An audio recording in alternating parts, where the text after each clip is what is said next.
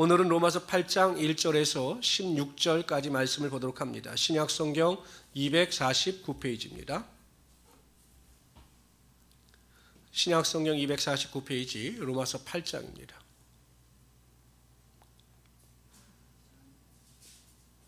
신약 성경 249페이지입니다.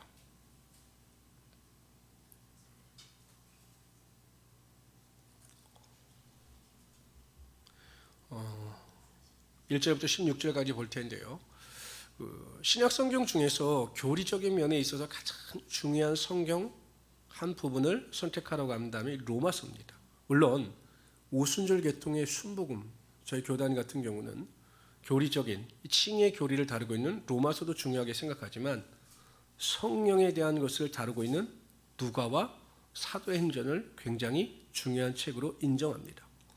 그런데 제가 이 로마서를 강의하고 또 이 로마서를 읽으며 또한 공부하면 할수록 이 단지 로마서가 칭의에 의한 교리적인 책만이 아니라 성령의 역사와 능력을 다루고 있는 성령의 책이다라는 생각과 확신을 가지게 되었습니다.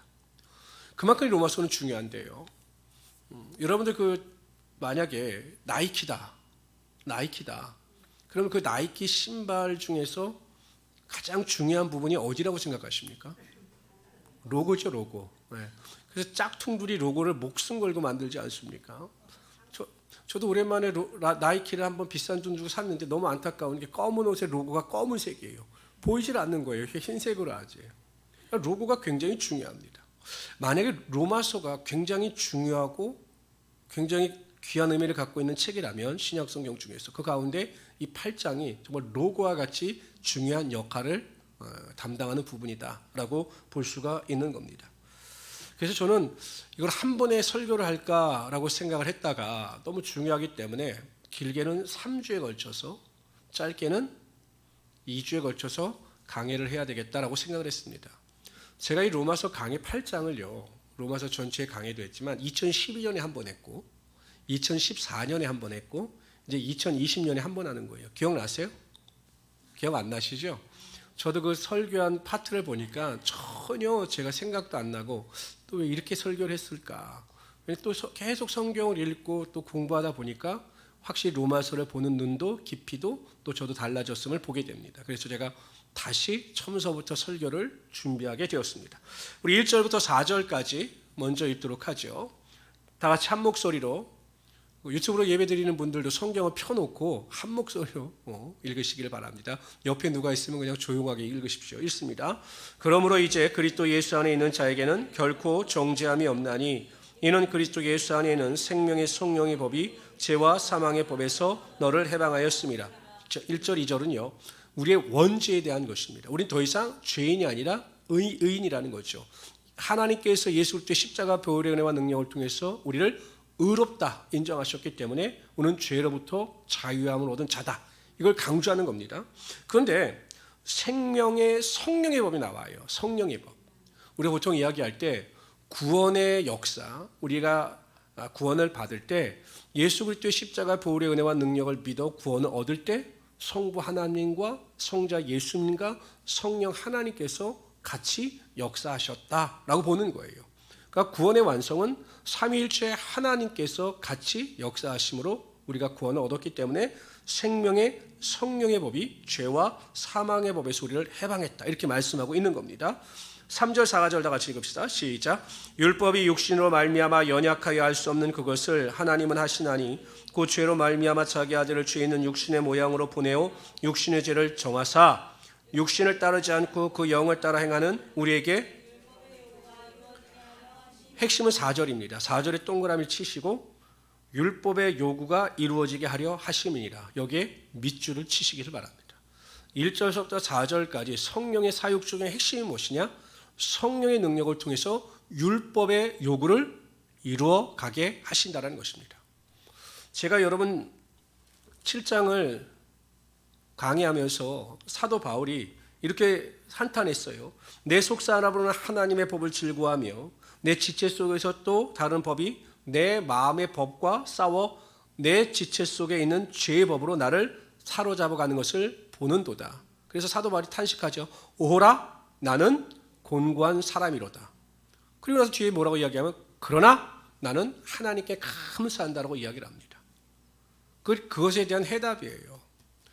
여러분, 우리가 구원을 받아 하나님의 자녀가 되어 의인이 되었지만 여전히 우리가 육신의 한계를 소유하고 있기 때문에 여전히 죄의 모습을 가지고 살아가게 되는 거죠. 뿐만 아니라 우리가 성경을 알면 알수록, 말씀을 배우면 배울수록 전에 깨닫지 못했던 죄가 죄로 인식되어지고 그것 때문에 괴로워하는 것 아니겠습니까? 신앙이 성숙하기 전에는요, 그냥 육신의 소욕을 쫓아 사는 것, 다른 사람들만큼 죄를 지지 않는 것도 그냥 당연하다 생각을 했습니다. 그럼 나도 의로운 자다. 근데 성경을 알면 알수록 사도 바울의 고백이 나오는 것입니다. 오라 나는 곤고한 사람이로다. 그런데 우리에게는 율법을 준수할 수 있는 능력이 없다라는 것입니다. 이것이 문제죠. 인간의 힘으로는 율법을 온전히 지킬 수가 없어요. 여러분, 99가지의 율법을 다 지켰습니다. 그런데 한 가지 율법을 범하면 지금까지 지켰던 9가지의 율법이 다 무효가 되고 죄인이 되는 거죠. 그러니까 율법으로는 구원을 얻을 수도 없고 율법을 온전히 지킬 수도 없게 되더라는 것입니다. 사도 바울이 그것 때문에 고민하고 갈등했는데 오늘 8장을 1절 4절을 통해서 뭐라고 선포하느냐? 성령의 능력으로 말미암아 우리가 율법의 요구를 이루어갈 수 있다라고 설명하는 것입니다. 구약 성경에 보면 에스겔서에서 이렇게 말씀하셨어요. 하나님이 다 같이 한번 읽어봅시다. 시작. 또 내 영을 너희 속에 두어 너희로 내 율례를 행하게 하리니 너희가 내 규례를 지켜 행할지라. 내 영을 너희 속에 둔다라는 거예요. 하나님의 성령을 우리 속에 두면 하나님의 율례, 하나님의 율법을 행하게 할 수 있다. 이렇게 말씀하고 있는 거죠. 그래서 성령이 우리 안에 거하시면 성령께서 우리를 주장하심으로 말미암아 율법을 지키고 행할 수 있는 능력을 허락하여 주신다라는 것이에요. 예를 들면 이런 거죠. 제가 가장 많은 드는 예 중에 하나가 내가 미워하는 사람을 어떻게 여러분 사랑할 수 있겠습니까? 그렇잖아요.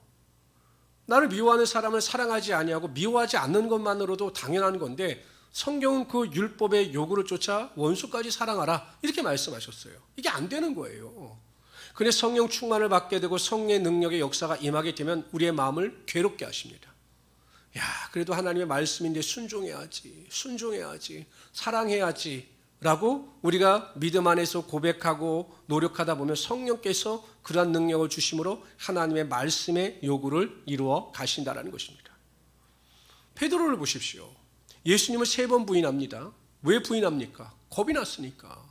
겁이 났어요. 왜냐하면 예수님께서 고초당하는 것을 당하시는 것을 눈으로 봤는데 예수님을 내가 따르고 예수님의 제자라고 이야기하면 자신도 그와 똑같은 고통을 당할 텐데 어떻게 예수님을 내가 따르던 제자다라고 그렇게 바로 대답할 수 있겠습니까? 그래서 거짓말하고 예수님을 3번 부인하죠. 근데 오순절날 마가의 다락방에 성령의 능력이 임합니다. 근데 그 전에 예수님께서 뭐라고 말씀하셨냐면 오직 성령이 너에게 임하시면 너희가 권능을 받고 예루살렘과 온 유대와 사마리아 땅끝까지 이르러 내 증인이 되라 이렇게 말씀하셔요. 이 증인이 마루티스입니다. 이게 순교자라는 의미예요. 그러니까 예수님께서 뭐라고 말씀하셨냐면 너희는 순교자가 되라 이렇게 말씀하셨습니다. 그런데 예전에 베드로 같았으면 감히 상상도 못할 일인데 오순절날 마가의 다락방에 성령의 능력이 임하게 되자 베드로가 강력한 사람이 됩니다. 그 안전뱅이를 이렇게 세우죠. 성전 미문에 있는 그 일로 인해서 여러분 산헤드린 공에 끌려가서 유대인들과 장로들에게 엄청난 핍박을 받습니다. 다시는 예수의 이름으로 전하지도 말고 풍습도 전하지 말아라. 가만두지 않겠다 이렇게 위협을 받아요. 예전에 베드로 같았으면 당장 그렇게 하겠다고 꼬리를 내리고 나왔겠죠. 달랐습니다. 뭐라고 이야기하냐면 하나님 앞에서 너희 말 듣는 것이 하나님 말씀 듣는 것보다 옳은가 판단하라. 우리는 보고 들은 바를 전하지 아니할 수 없다라고 선포합니다. 성령의 능력이 임하니 증인이 되라고 하는 예수님의 말씀에 온전히 순종할 수 있는 능력이 주어지더라는 것입니다. 성도 여러분, 인간은 아무리 똑똑한 척하고 능력 있는 척해도 인간이 할 수 없는 일이 너무나 많습니다. 인간은 연약합니다. 하나님 말씀에 절대 순종할 수 없어요. 그러나 성령의 능력을 사모하여 성령 충만함 가운데 살아가게 되면 성령의 능력을 통해서 율법의 요구를 이루어가게 되신다는 것입니다. 그래서 우리 모든 성도님들은 자나깨나 불조심이 아니라 자나깨나 성령 충만을 사모하십시오. 성령 충만의 수준은 항상 기뻐하라, 쉬지 말고 기도하라, 범사에 감사하라. 이것이 기준입니다. 그래서 성령의 능력 가운데 말씀에 순종하고 말씀의 능력대로 살아가시는 우리 귀한 성도들이 되시기를 주님의 이름으로 축원합니다. 5절부터 8절까지 읽도록 하죠. 성령의 사역이 또 어떤 사역을 하시는가. 우리 5절부터 8절까지 다 같이 읽어봅시다. 육신을 따르는 자는 육신의 일을, 영을 따르는 자는 영의 일을 생각하나니 육신의 생각은 사망이요 영의 생각은 생명과 평안이니라. 육신의 생각은 하나님과 원수가 되나니 하나님의 법에 굴복하지 아니할 뿐 아니라 할 수도 없습니다. 제가 7장을 설교하고 또 이제 8장으로 넘어가면서 이 로마서는 칭의, 의롭게 된 자들이 성화, 거룩하게 살아가는 것에 대해서 설명을 하면서 어떻게 거룩하게 살아갈 것인가에 대한 해답을 준다라고 말씀을 드렸죠. 그러니까 오늘 본문에 보면 우리가 거룩하게 살려면 먼저 생각이 거룩하게 변해야 한다는 것입니다. 영의 생각을 가져야 된다는 거죠. 영의 생각. 제가 한 10년 정도 됐나 보네요. 그 영화를 본 적이 있는데, 한국 영화를 본 적이 있는데 한편으로는 유치한데 한편으로는 재미있어서 봤습니다. 그 내용이 이렇습니다. 그 조폭이 있었어요. 조직폭력배가 있었는데 이 조직폭력배가 검사를 사랑하게 됩니다. 근데 자신이 조직폭력배고 죄를 많이 졌으니까 그 법을 집행하는 검사를 사랑하고 또 그 사랑을 고백한다는 것이 도저히 용납이 안 되잖아요. 그래서 이 조폭이 변화되기 시작합니다. 사회봉사단체를 만들어서 자기가 거기가 회장이 되고 사회봉사활동을 하기 시작해요. 오직 목적은 하나, 검사의 마음에 들기 위해서. 그런데 그렇게 죄를 많이 짓고 조직폭력 활동을 하던 사람이 그 봉사단체를 만들어서 봉사활동을 하면서 생각이 바뀌는 거예요. 생각이 바뀌니까 좀 더 의로운 일을 하고 착한 일을 하고 선한 사람으로 변화가 됩니다. 그래서 어떻게 됐을까요? 검사와 결혼을 하게 됩니다. 실제적으로 일어날 수 있는 일일까요? 못 일어납니다. 일어나지는 않는데 결국 생각이 바뀌니까, 내가 거룩하게 살아야 되겠다는 생각이 바뀌니까 삶이 변화되더라는 거죠. 항상 육신의 생각을 가지고 있는 사람은 육의 일을 쫓아 행합니다. 삶의 열매도 없고 하나님의 능력도 나타나지 않아요. 그러나 영의 생각을 가지고 성령이 지배하는 생각을 가지고 살아가는 자들은 성령께서 함께하여 주심으로 하나님의 능력도 나타나게 하여 주신다는 것입니다. 근데 두 가지를 강조합니다. 생명과 평안이라는 거예요. 성령의 능력을 쫓아 행하는 자들은 생명을 얻는다는 것이에요. 요한일서 2장 16절 17절 한번 읽어봅시다. 시작. 이는 세상에 있는 모든 것이 육신의 정욕과 안목의 정욕과 이생의 자랑이니 다 아버지께로부터 온 것이 아니요 세상으로부터 온 것이라. 이 세상도 그 정욕도 지나가되 오직 하나님의 뜻을 행하는 자는 영원히 거하니라. 보시라고요? 육신의 정욕과 안목의 정욕과 이생의 자랑을 쫓아 살아가는 자들은 끝나고 멸망당한다는 것입니다.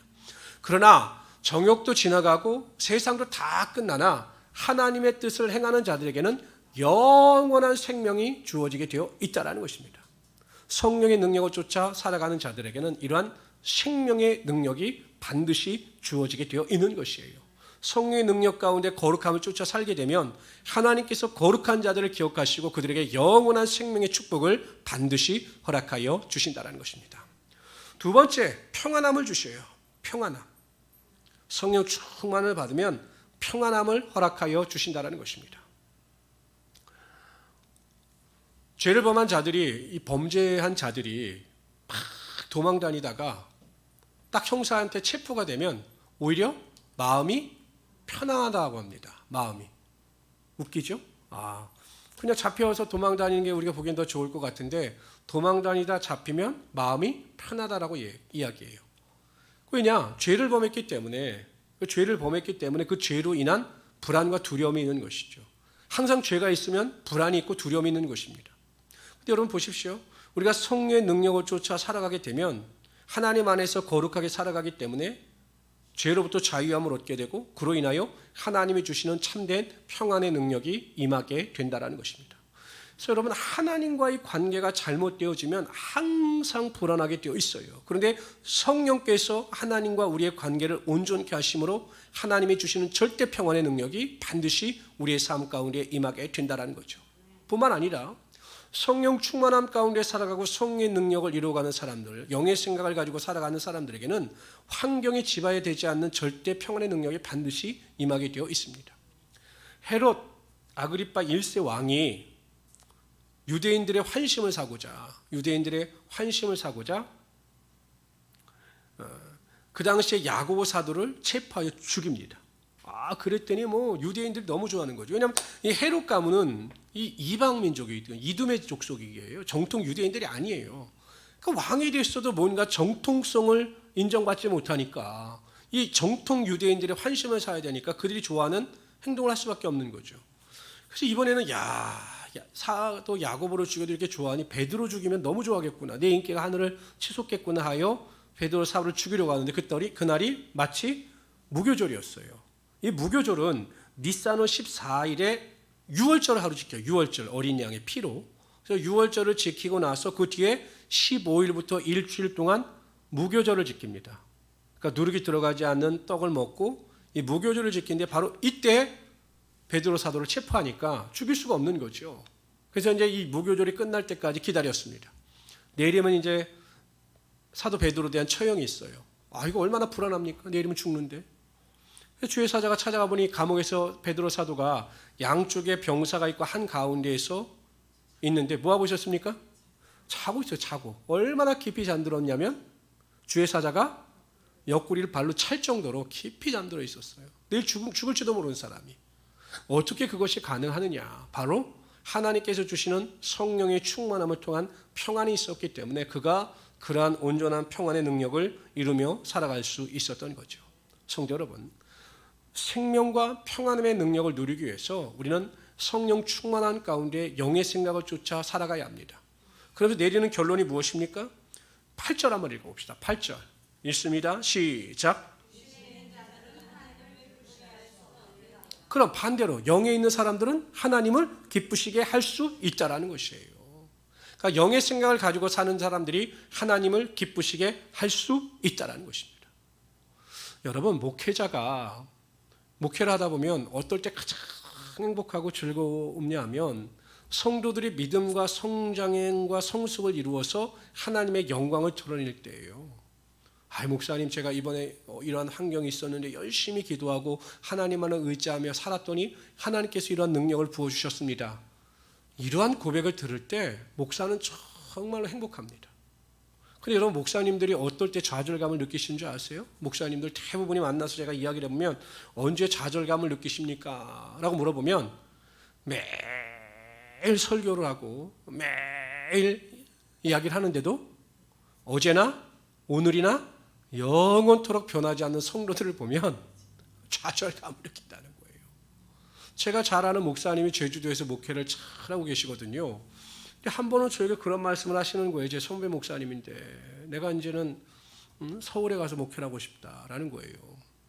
아니, 목사님 지금 잘 지방에서 목회하고 계신데 왜 굳이 서울로 올라오려고 하십니까? 라고 했더니 내가 그렇게 설교를 해도 변하지 않는 성도들을 보니 앞으로도 변하지 않을 것 같아서 마음이 너무 무거워서 내가 정말 새로운 환경에서 다시 한번 해보고 싶다라고 말씀을 하시더라고요. 그리고 저한테 여쭤보더라고요. 임 목사는 좀 어때요? 우리 성도들은 말만 하면 변합니다. 제가 설교만 하면 그냥 변해서 저는 행복합니다 라고 믿음의 고백을 드렸습니다.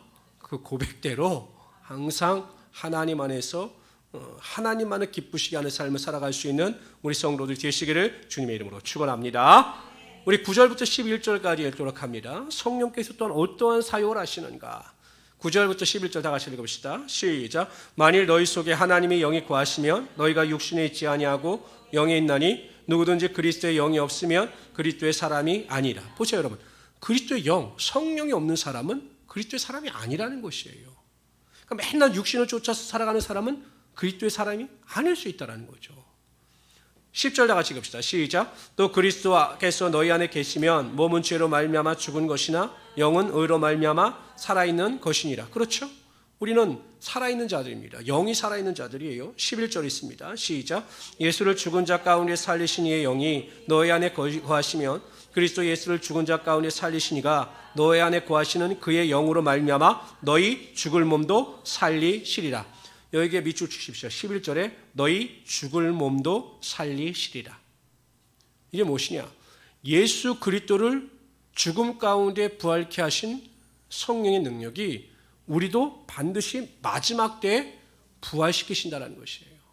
그러니까 여러분, 우리가 살아있을 동안에 예수님께서 재림하시면 우리가 그냥 공중에 휴거돼서 만나게 되겠지만, 우리가 죽음 뒤에 우리 육체가 무너져서 우리가 이제 영은 하나님 나라로 가지만, 나중에 보면 이제 우리 육체도 부활해서 같이 부활의 영광과 능력을 맛보게 된다는 것입니다. 그러니까 여러분, 성령 충만하면 어떤 능력이 있느냐? 부활에 대한 소망이 있다는 거예요. 우리는 부활에 대한 소망이 있다는 것입니다.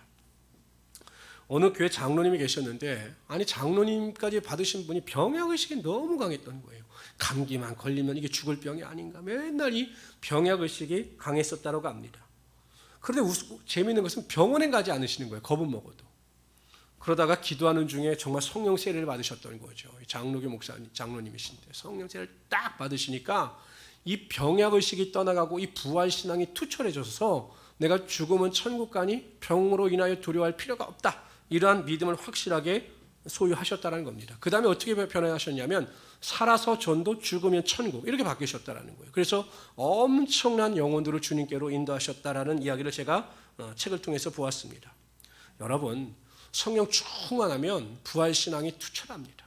우리가 이 세상을 살아갈 때 어떠한 환경 가운데 있다 할지라도 우리는 다시 부활한다. 그래서 천국에 대한 소망과 영생에 대한 소망 가운데 우리가 이 세상을 반드시 살아갈 수 있게 된다는 거죠. 그래서 여러분, 성령 충만하셔서 우리가 부활의 소망, 부활의 은혜, 능력을 가지고 살아가시는 우리 귀한 성도들이 되시기를 주님의 이름으로 축원합니다. 우리 12절부터 16절까지 읽도록 하죠. 여기는 성령께서 우리와 함께 하시면 하나님과 우리 사이에 친밀감이 흘러넘치게 된다는 것이에요. 12절부터 다 같이 읽읍시다. 시작. 그러므로 형제들아, 우리가 빚진 자로 돼 육신에게 져서 육신대로 살 것이 아니니라. 너희가 육신대로 살면 반드시 죽을 것이로되 영으로서 몸의 행실을 죽이면 살리니 무릇 하나님의 영으로 인도함을 받는 사람은 곧 하나님의 아들이라. 15절에 동그라미 치세요. 다 같이 읽읍시다. 시작. 너희는 다시 무서워하는 종의 영을 받지 아니하고 양자의 영을 받았으므로 우리가 아빠, 아버지라고 부르짖느니라. 성령이 친히 우리의 영과 더불어 우리가 하나님의 자녀인 것을 증언하시나니. 우리는 양자의 영을 받았다는 것이에요. 양자예요. 그래서 하나님을 어떻게 부릅니까? 그냥 아버지가 아니라 아빠, 아버지라고 부른다는 거예요. 아빠, 친밀하게 하나님을 아빠, 아버지라고 부를 수 있게 된다는 것. 이것이 어떻게 가능하느냐? 우리가 양자의 영, 성령의 능력을 통해서 양자의 영을 받았기 때문이다, 이렇게 설명을 하고 있습니다. 여러분 어떻습니까? 저를 아버지라고 부를 수 있는 사람이 이 세상에 둘밖에 없어요. 누구죠? 저희 딸하고 저희 아들밖에 없어요. 만약에 이상한 사람이 저를 아버지라고 부른다면 저는 교주일 겁니다. 교주. 그렇죠? 교주들은 성령 아버지, 요즘 어머니까지 나왔으니까요. 그런데 저를 아버지라고 부를 수 있는 사람은 제 딸과 제 아들밖에 없어요. 여러분, 세상에 믿지 않는 사람들이 하나님을 아버지라고 부를 수 있을까요? 아버지라고 부를 수도 없어요. 하나님은 하나님의 영광을 믿지 않는 자들에게 주신 일이 없다라고 말씀하셨거든요. 오직 하나님을 아버지라고 부를 수 있는 자들은 예수 믿고 구원받아 하나님의 자녀가 된 자들입니다. 근데 더 중요한 것은 성령 충만을 받아서 양자의 영 가운데 거하는 자들은 아버지가 아니라 아빠, 아버지라고 부를 수 있는 친밀한 관계를 유지하며 살아갈 수 있게 된다는 것이죠. 요즘에 보면 저는 참 이렇게 상담이나 이렇게 모든 문제를 보게 되면 아버지와 아들이 원만한 관계를 가지고 가는 가정들이 별로 없어요. 왜 이렇게 아버지와 아들들은 그렇게 싸우는지 모르겠어요. 이상하게 아버지와 아들은 갈등은 일어납니다. 근데 이게 여러분, 내가 보니까 동물의 세계가 똑같은 것 같아요. 이 사자 같은 무리도 보면 암사자가 태어나면 계속 그 무리에서 사는데, 숫사자가 태어나면 그 아버지가 자기 새끼 숫사자를 내쫓습니다. 독립하라 이거예요. 그러니까 양립할 수가 없는 것 같아요. 그런데 우리가 하나님과의 관계에서도 하나님과 친밀한 관계를 유지할 수 있는 가장 좋은 방법은 성령의 능력이 우리를 주장하면 양자의 영을 통해서 항상 하나님 앞에 나가 친밀하게 기도하고 하나님과 긴밀한 교제를 나누며 살아갈 수 있게 된다는 것이죠. 여러분 보세요. 모세가 시내산에 율법을 받기 위해서 올라갔죠. 하나님의 영광을 체험했죠. 그러니까 하나님의 영광을 체험하니까 그의 얼굴이 어떻게 빛났습니까? 너무 빛났어요. 그래가지고 내려올 때 그 영광이 빛나니까, 하나님의 영광이 빛나니까 사람들이 자신에게 집중할까 봐 수건으로 자신의 얼굴을 가렸습니다. 그렇죠? 우리가 하나님과 친밀한 관계를 유지해 나가게 되면 그 하나님의 영광과 능력이 우리의 삶 가운데 반드시 흘러 넘치게 되어 있다는 것이에요. 그 모세에 대해서 뭐라고 이야기를 하냐면, 모세는 하나님과 대면하여 앉아다, 이렇게 설명을 하거든요. 이게 뭐냐면 영어 성경에 보면 face, 얼굴, to face, 이게 무슨 의미냐면 얼굴과 얼굴을 맞대고 알던 사이라는 것이에요. 그러니까 하나님의 영광이 그의 얼굴을 통해서 그 광채가 빛났던 것처럼 우리가 하나님을 가까이 하고 양자의 영을 가지고 아빠, 아버지라 부르며 기도하고 친밀한 교제를 나누게 되면 하나님의 능력, 하나님의 성품이 우리를 통해서 반드시 흘러 넘치게 되어 있는 것입니다. 그래서 시편 기자가 이렇게 고백하는 것이에요. 다 같이 읽어봅시다. 시편 73편 28절입니다. 시작. 하나님께 가까이함이 내게 복이라. 내가 주 여호와를 나의 피난처로 삼아 주의 모든 행사를 전파하리이다. 하나님을 가까이 하는 자들, 그래서 하나님을 아빠, 아버지라고 부를 수 있는 자들이 정말 복되고 행복한 자들이며, 그것이 어떻게 가능하느냐? 성령의 능력을 통해서 가능하다라는 것입니다. 그래서 우리 모든 성도님들은 오늘 이 시간 이후로, 또한 지금까지 제가 매일 강조했지만 자나 깨나 성령 충만을 사모하셔서 내 마음속에 있는 어둠이 떠나가고 하나님의 영광의 빛이 내 생각과 심령 속에 임할 수 있도록 간절히 기도할 수 있는 우리 성도들이 되시기를 주님의 이름으로 축원합니다.